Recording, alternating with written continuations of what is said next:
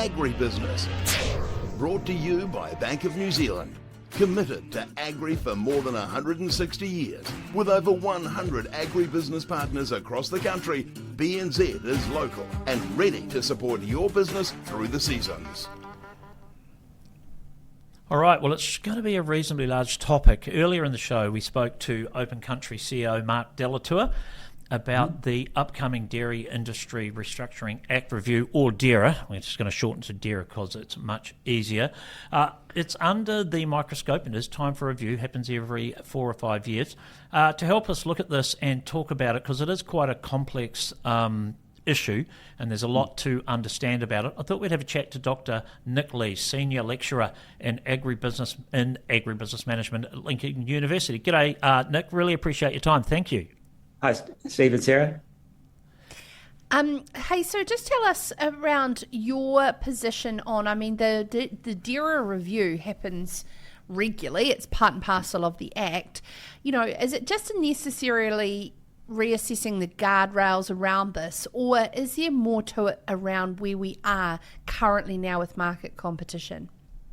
Yeah, I think it is. It's looking really at how much competition has developed in the dairy industry, particularly, Fonterra's position. Do they still operate in a monopsony situation?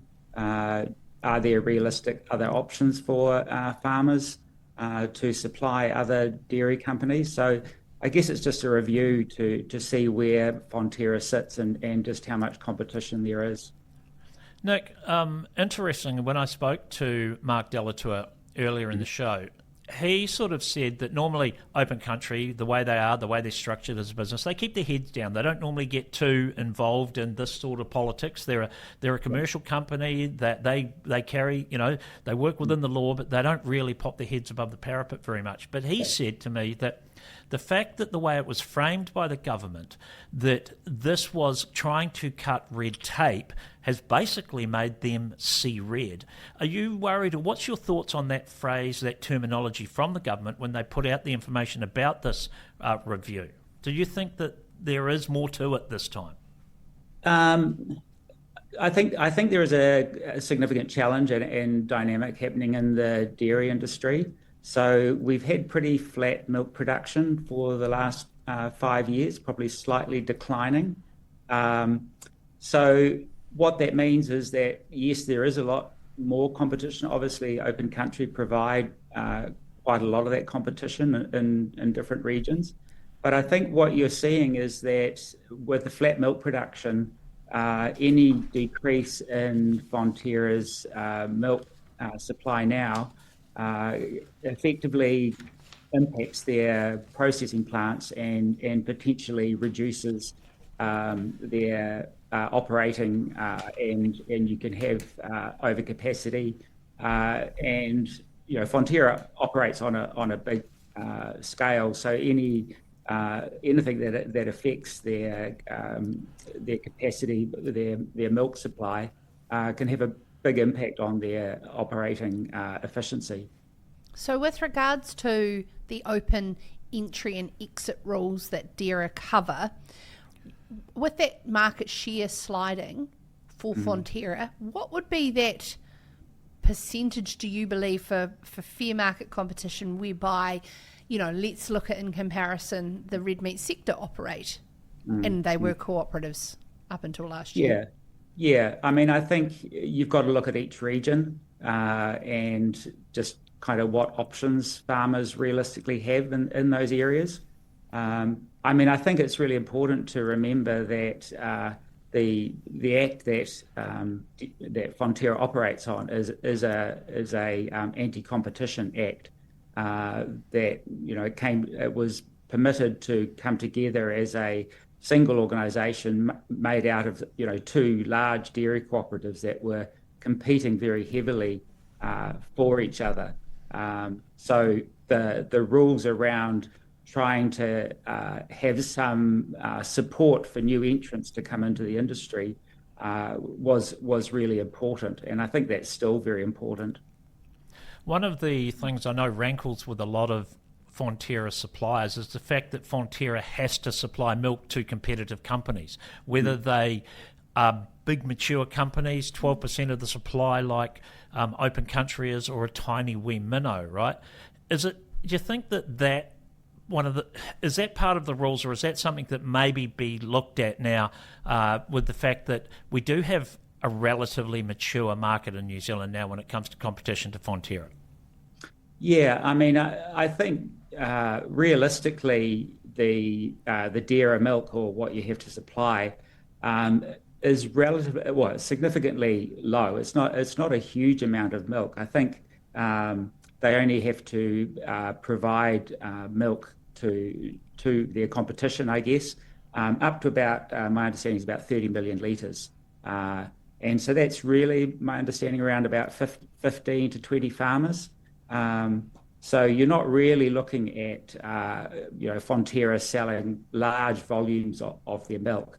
And, even from Open Country's perspective, I think because they're well established now, it would really only be a case of if they were moving into another region, and that would provide them with that initial start. But I think it's more significant for smaller players moving into the industry, because obviously, if you're moving into a situation where Fonterra is really the only option, you've got to get your suppliers from Fonterra suppliers, and that's not an easy thing, to start from day one.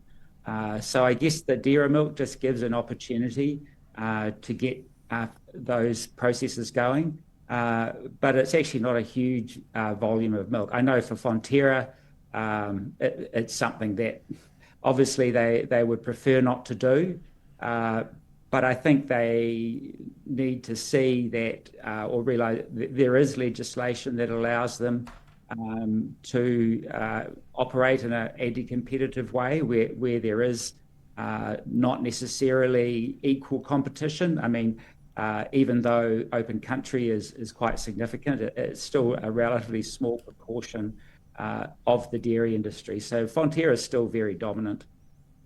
I would love to understand your thoughts, Nick, with regards to Fonterra's appetite, and I know we're assuming and perceiving what we think they may be looking at.